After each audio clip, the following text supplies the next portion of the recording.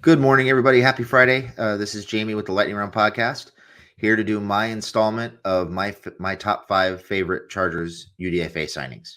So we are now 3 weeks in here at the Lightning Round Podcast, covering the UDFA class. Garrett did his top 5. Uh, Craig did his top 5, and now it's my turn to do my top 5. For me, I'm trying to look for specific things here as I'm evaluating these UDFAs. Those things are: is there a need at their position? Can they help on special teams? And obviously, what do I like on tape about them that's going to make me keep watching them and want to see more of them? Uh, and do I think they have an opportunity to make the team?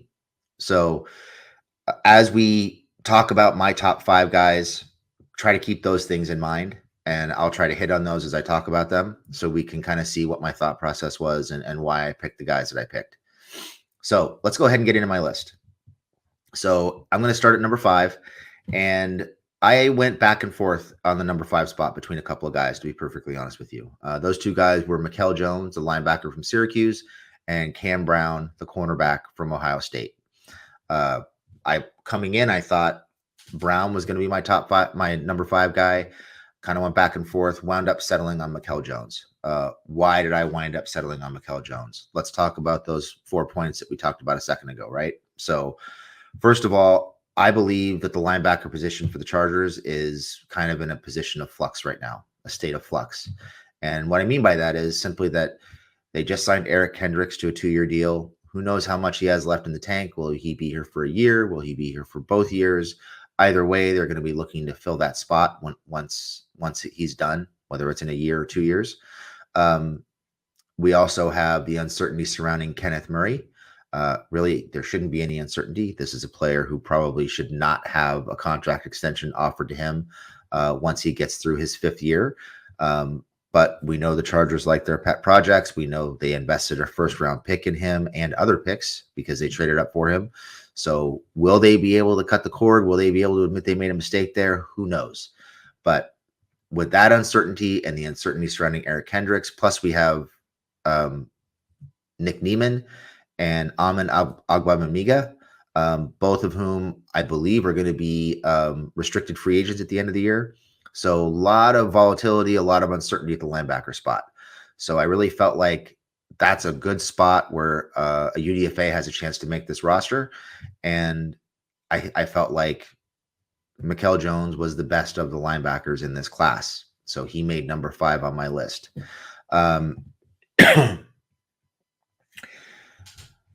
So we've covered the need at the position. Obviously, I think there is an opportunity for him to make this roster. Can he help on special teams? I believe he can. We'll get into that in a minute. And finally, let's talk about some of the things that I liked about him on tape. So I think the things that stand out about Mikhail Jones on tape, one is he's an extremely instinctive player. He's a 3-year starter at Syracuse. He's seen a lot. He diagnoses quickly. Jones reads his keys and gets downhill in a hurry. He's able to slip blocks. And when he comes downhill, particularly in the tackle box, he is a fantastic finisher. He isn't the biggest guy. I believe he's around 6 foot 220, somewhere in that range, which is, pretty normal for a modern NFL linebacker. But as a middle linebacker, he's a little undersized. And still, in spite of that, he is able to get downhill. And if he gets his hands on you or he wraps you up, you are going down. And he plays behind his pads, does Jones, and he finishes tackles, physicality, all things that I like. He is not trying to wrap guys up around their neck or their shoulders. He's not trying to blow guys up. His job is to get guys on the ground. And he does that more often than not. He does not miss a lot of tackles. He is one of the more sure-handed tackling linebackers in this class. So big plus for him, especially after the last few years of watching Kenneth Murray try to wrap guys up around their shoulders and their necks and sliding off of them. I also really like Mikhail Jones' ability as a blitzer. Now, he wasn't ultra productive from a sack standpoint as a blitzer, but watching him on tape, he anticipates the snap count beautifully. He is able to find ways to kind of ease or ooze or slip through the A and the B gaps really well. He just beats linemen to their spots, and he always seems to be in the quarterback's face as a blitzer. If you look at his numbers over the last 2 years, 7 sacks, 19 tackles for loss. So those numbers kind of line up with a guy who is getting into the backfield and making plays on a consistent basis. His numbers did take a little bit of a dip in 2022, but he was really good with 12 tackles for loss and 4 sacks in 2021. So you can definitely see it there. Some things that I think are going to be a challenge for him at the next level, and probably why he didn't get drafted. I mentioned the size. He's around 6 foot 220. So not the biggest guy by NFL linebacker standards, kind of more of the norm these days. In addition to being a little bit smaller, he is not a great athlete. He had a well below average RAS score. I believe he was in the 1s or 2s with his RAS score. And these are things that you can see on tape. He is a playmaker inside the tackle box, as you have to get outside the tackle box, outside the hash marks, outside the numbers. His speed and his athleticism are kind of lacking. He has a hard time maintaining angles and finishing tackles outside the tackle box. He's not somebody who's going to chase people down from behind. He's not going to run people down sideline to sideline. His playmaking range is pretty limited because of his lack of athleticism. And I think that will also show up at times in coverage. He had a pretty good year in coverage in 2020 with 4 interceptions, did Jones. But those numbers really fell off the last 2 years. He really wasn't a factor against the pass. And I think he's okay in zone coverage where he can kind of sit in short zones, read the quarterback's eyes, and break on the football. But I don't think he's somebody you're going to want in man-to-man coverage on a regular basis at the next level. So I think these are the challenges that he's going to be faced. So the next question is, can he help on special teams? I think he can. Depending on what happens with Nick Neiman and Amin Agbamamiga, I think he is a guy who can definitely get downfield and make tackles on special teams. Maybe you can use him as a protector as well. I think there are a lot of ways you can go with Mikhail Jones as a special teams player. And I definitely think as a backup linebacker, he's going to have to carve out his niche, kind of like a Nick DeZubner, kind of like an Andrew Gatchkar. He's going to have to catch on special teams and earn his way on as a defensive player over time. And I think these are things that he's capable of doing. Will he ever be a guy who's on the field, for 60, 70 snaps a game? Probably not. Maybe you get him on in base defense in certain situations to help stop the run because of his tackling ability and how well he reads his keys. But I think his lack of size, his lack of athleticism, and also some of the struggles he has getting off of blocks are going to limit his ability to be, an every down type player, or at least, a regular part of a linebacker rotation at the next level.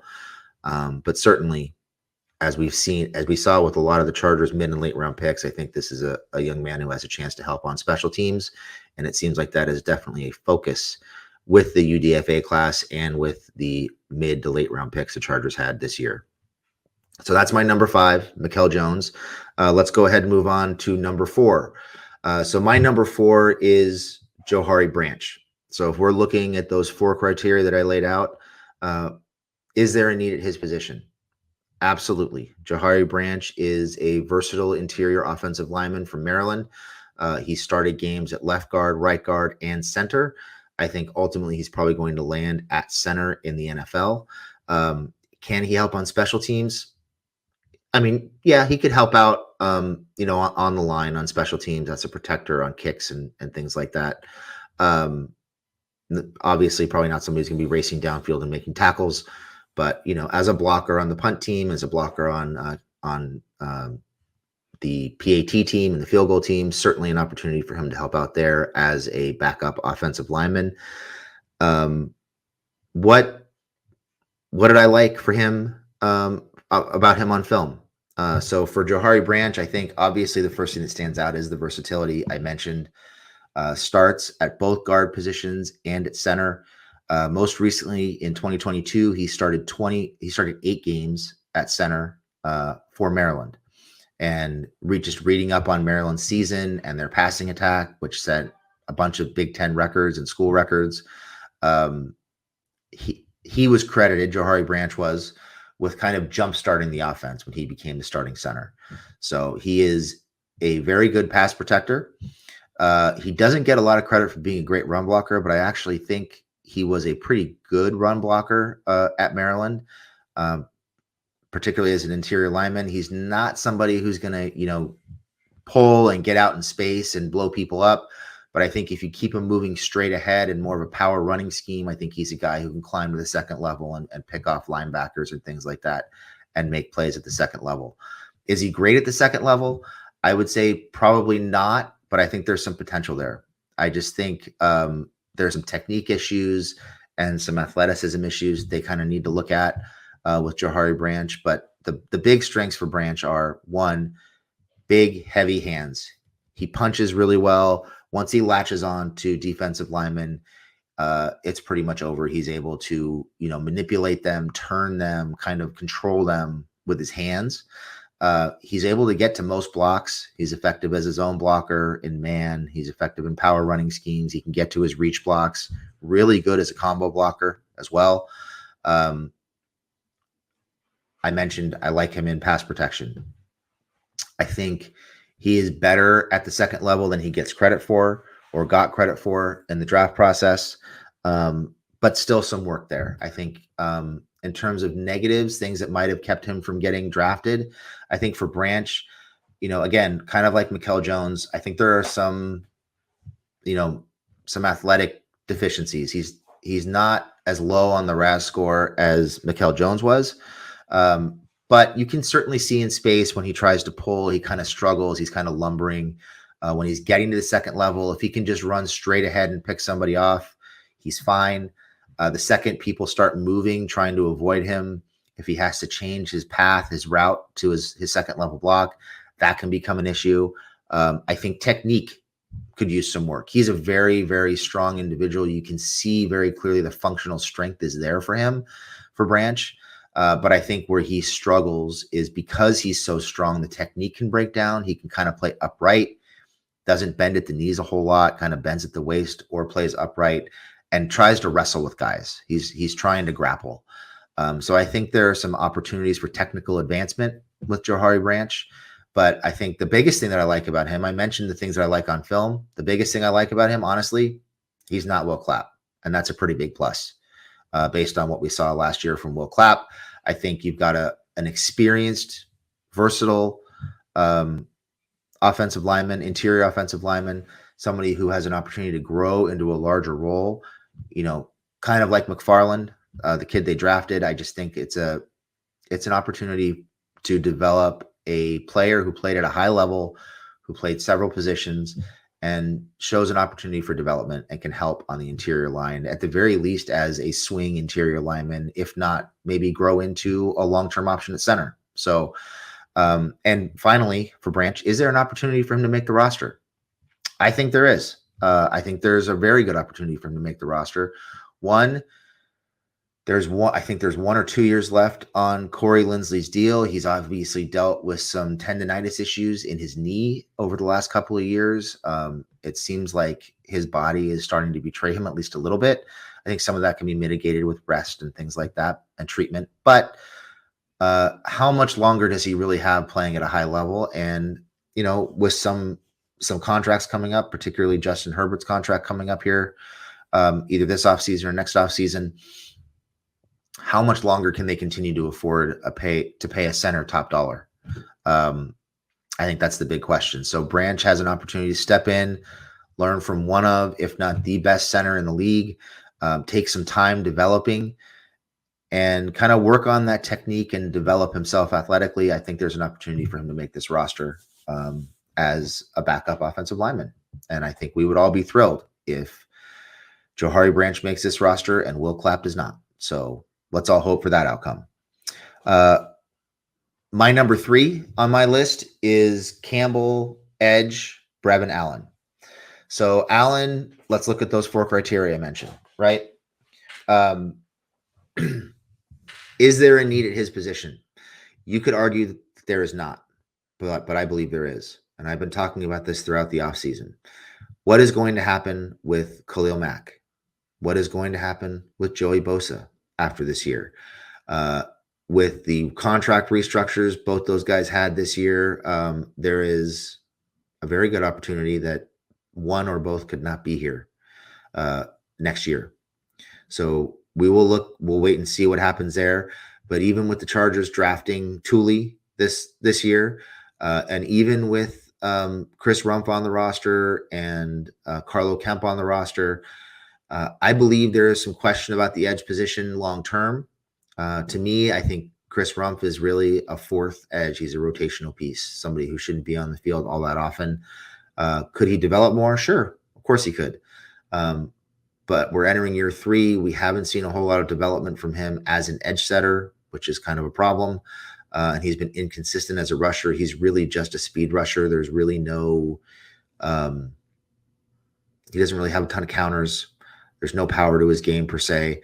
I think this is a guy who could be on his way out in the next couple of years. So if you're looking at one or both of Bosa and Mack potentially being gone, you're looking at the Chargers maybe moving on from Chris Rumph at some point. Who knows what happens with Thule? I think there's an opportunity here for an edge to make this roster as a developmental piece. Maybe be an edge 4, edge 5. We'll see. But yeah, I do think there's an opportunity for an edge to make this roster. So what do we like about Brevin Allen? For me, I think the things that stand out about Allen immediately are his length and his power. Allen is 6'4", plays around 265, 270, 34.5-inch arms. So right away, he has the minimum threshold for length that you want in. He's actually well above the minimum threshold for length that you want in an edge player. You're usually starting at around 33 inches, but you really want somebody with those arms to be at least 34 inches long. So at 34.5, he is long enough to compete with most offensive tackles in the league. He won't necessarily have to be perfect from a technical standpoint to be able to do that, because he's going to be long enough to get inside their pads, depending on how well they time up their punch. Allen plays with a really nice long arm bull rush. He plays with a 1-arm and a 2-arm bull rush. Allen also has a nice inside stab move and a swim move. He plays with a great motor as well. And I think, so I mentioned, you can see the length at the initial punch. You can see it with the stab move, with the long arm bull rush. The length stands out immediately. I think the other place where you see that length is in his finishes. Allen finishes well outside of his frame on a consistent basis.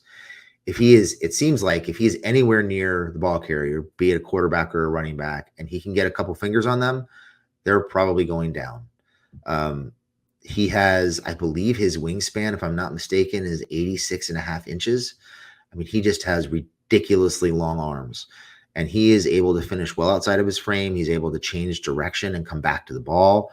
And you can also see some pretty good bend from him coming off the edge. I wouldn't necessarily say he's Gumby, but at his size, he bends pretty well, and he's able to really soften and batter the edge with his hands. I think from some of the things that might have kept him from being drafted, the technical side isn't great for Brevin Allen. He doesn't have a ton of counters, and I think the thing is you can tell in certain aspects of his game, particularly when he's asked to cover, which is actually pretty impressive, and when he finishes his plays, he is a very good athlete. I believe he ran an unofficial 4.59 40, if I'm not mistaken, something along those lines. So he can move. But I think watching tape, what you realize is his rush is, I was trying to think of a good word for this. I would say his rush is segmented. You can say segmented, you can say gradual. It's kind of piecemeal together. He's got the get off, he's got the punch, and he's got the finish. But he hasn't really put all of them together. And there are times where he gets off and there's almost like a pause or a hitch in his rush. And then he's got to figure out what he's doing, and he's got to find a way to get upfield and get to the quarterback. He got away with that at Campbell, obviously, because he's playing at a much lower level. He's not seeing very solid tackles, and he can just run by guys at the NFL level. And he got away with bullying. I'm sorry, at his collegiate level, not at the NFL level. And he got away with bullying a lot of the tackles that he played at Campbell. I don't know that he's going to be able to do that. So I think the challenge for the Chargers is going to be putting the pass rush together for him and helping him develop more of a plan and helping him develop counters. I think his hands are active enough and skilled enough that he can develop the counters. I think the question is going to be, can they take that get off and take it from good to great? And can they make it seamless? Can they get that segmented feeling out of his rush and help him be more sudden off the line and be smoother into his transitions and help him get around the edge faster? Because it just seems like there are times when there's a bit of a hitch in his rush. And I think that's one of the things that really ultimately kept him from getting drafted. Allen is a guy who had 20 and a half sacks and 38 tackles for loss over the last 2 years. Over the last 4 years. He did have some ups and downs as his production was pretty inconsistent. And I think that's another reason why he didn't get drafted. A guy with his skill set and his athleticism probably should have been racking up 10 to 15 sacks a year at the level he played at. And that just isn't what happened. He was, 5.5, 11. He had 0 sacks in 2021 in 4 games. And then last year he had 6.5 sacks. So very up and down despite being on the field pretty much all the time. I do like the fact that he is pretty good against the run. He has some good lateral quickness and short area quickness to shoot gaps, to hit some inside counters and get into the backfield and stop the run. Is he going to be an edge setter? I think so. He kind of looks to me like a length and strength guy. He's going to play long. He's going to play strong. I think he's going to have the ability to set the edge with some proper coaching. But he was a terror against the run, even when he wasn't getting to the quarterback on a consistent basis. So a lot to like there from a developmental perspective. So that's Brevin Allen. And let's go ahead and move on to my number 2. My number 2 is Andrew Farmer, the edge from Lane College. And I think you guys are probably seeing something of a pattern here. I'm really focused on defense with my UDFAs. I think offense is pretty well taken care of. I know there's some excitement about Pokey Wilson, the wide receiver from FSU. I get it. He's fun to watch. I just don't think there's going to be a lot of opportunity for offensive skill players on this roster coming out of camp. We'll see. The one position where there might be is tight end, but I think running back and wide receiver are pretty well locked up. But anyway, my number 2 is Andrew Farmer. And this is another guy who was highly productive at a very low level of play. Over the last 2 years, Farmer racked up 17 and a half sacks and 44 tackles for loss, which is pretty amazing. He also had 2 forced fumbles over the last couple of years. Farmer is a little bit different on the edge than Brevin Allen. Farmer played some 3 technique. He played some 4 technique, some 4-eye. I think he's a guy who's probably going to stand up at the next level. He's smaller than Allen. He plays at 6'3", 245, 250, more of a traditional stand-up edge. Doesn't have great length. I think his arm length is somewhere in the neighborhood of about 32 and a quarter or 32 and a half inches. So this is a guy who's going to have to be really, really good and precise with his hands to be effective, because if he loses the punch, he's probably going to lose the rep more often than not.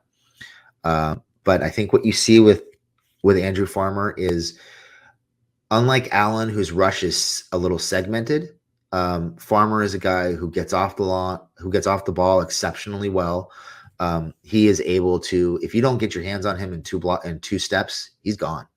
He's going to get around that edge. He's going to bend the edge, and he's going to get to the quarterback.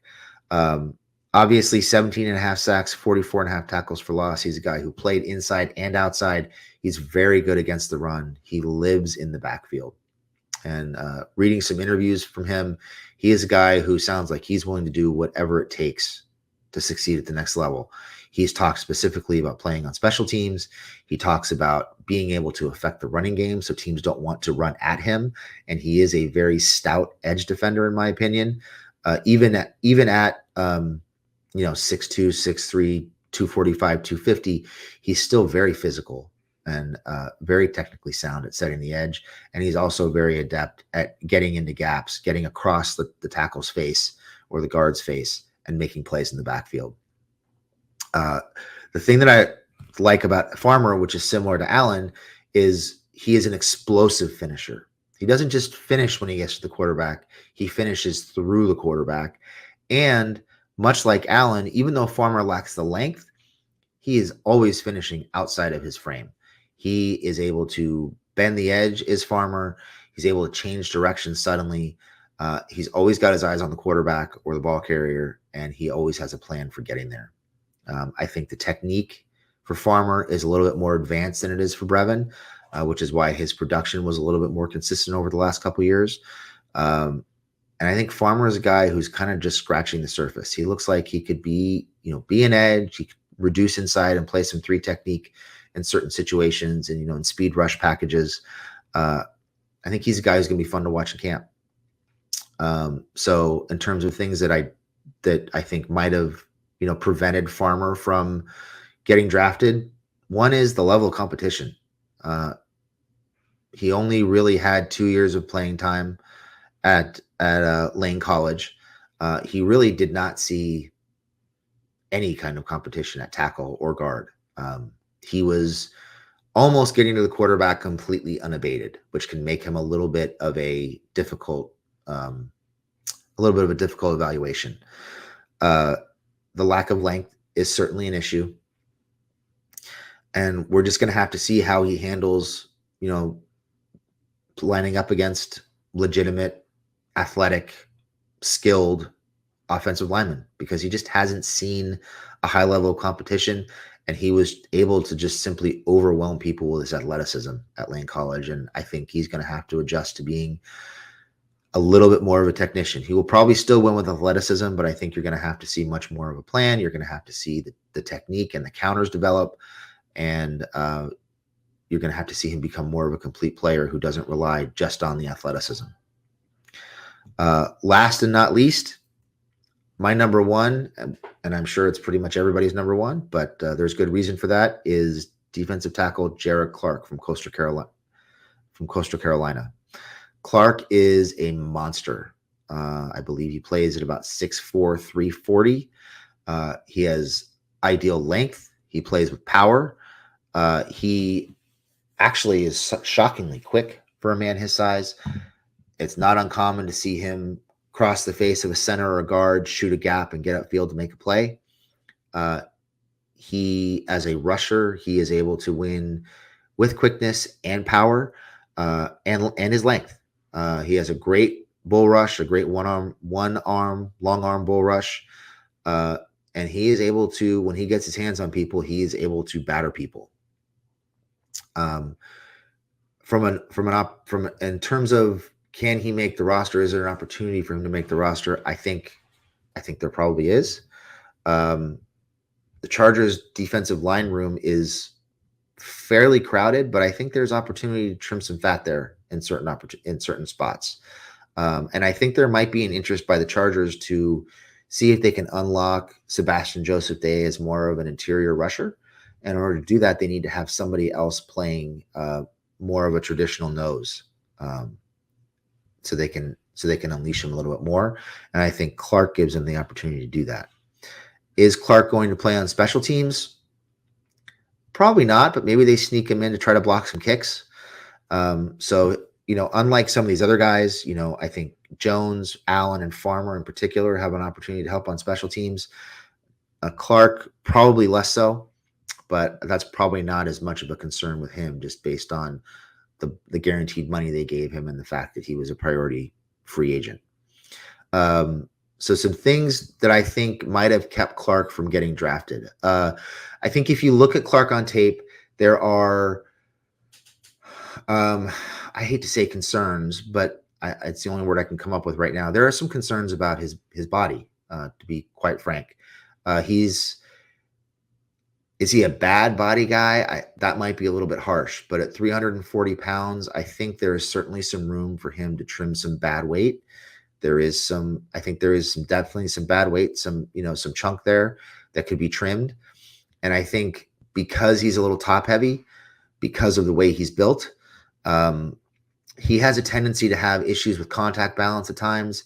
He has some issues with frankly just winding up on the ground more than he should for a man his size, because he has a hard time keeping his balance when he's fighting his way through blocks. It's not a huge issue, but it is definitely something that stands out on tape. And I think losing some weight would help with that. I also think, he's a former tight end. Clark is a guy who played tight end at LSU before transferring to Coastal Carolina to play defensive line. And I think his overall athleticism and his quickness and his explosiveness would certainly be aided by losing some weight. I also think he could use some help developing his hand technique. I think when he loses the punch, he has a hard time dislodging the offensive lineman's hands. So just developing that activity and that kind of educated hands, I think is going to be a big thing for him. I also think Clark needs to develop some counters and a rush plan. I do think, even though he wasn't, highly productive as a pass rusher, he only had 5 sacks the last 2 years. I do think there is some upside for him as a pass rusher. I think losing weight would help with that. I also think just learning how to get off of blocks, how to fight through blocks and not stick through blocks would help. And I think developing some counters and more of a rush plan would also help. I think there's a lot to like about Clark. I think he is going to eat up a lot of space in the middle of the field. I think Clark is going to be a guy who right away will factor in on first and second down as a potential run stuffer. And the question with him is going to be, can he develop as a pass rusher? Can he get himself into better shape? Because I do also think there are some stamina concerns with him because of his body, because of the weight that he's carrying. I mean, it's natural, right? You're 340 pounds. That's a lot of weight to carry around for 70 snaps. He's going to have to come off the field at some point. But there are times watching Coastal Carolina on tape where Clark's coming off, he's on the field between the 20s and he's coming off the field in the red zone. It seems like he's coming off the field quite a bit in the second half as well. So I think these are all things that he can work on. And it's all going to start with just getting into better NFL shape and taking better care of himself, which I think is something that a lot of guys struggle with and a lot of guys have to learn when they get to the next level. So that's my top 5 free agents, guys. I really appreciate you joining me. Once again, we'll go over the list. My number 5 is Mikhail Jones, the linebacker from Syracuse. My number 4 is Johari Branch, the center from Maryland. Number 3 is Brevin Allen, the Campbell edge. Number 2 is Andrew Farmer, the edge from Lane College. And number 1 is Jared Clark, Big Jared Clark, the defensive tackle from Coastal Carolina. So that's it. I hope everybody has a great Friday. Thank you so much for joining us. Thank you for all the support, for all the downloads, everything. We love you all. We're having a lot of fun, and we're looking forward to ramping up the coverage as we get closer to camp and to the season. So thanks, everybody. Have a fantastic weekend, and we will talk to you soon.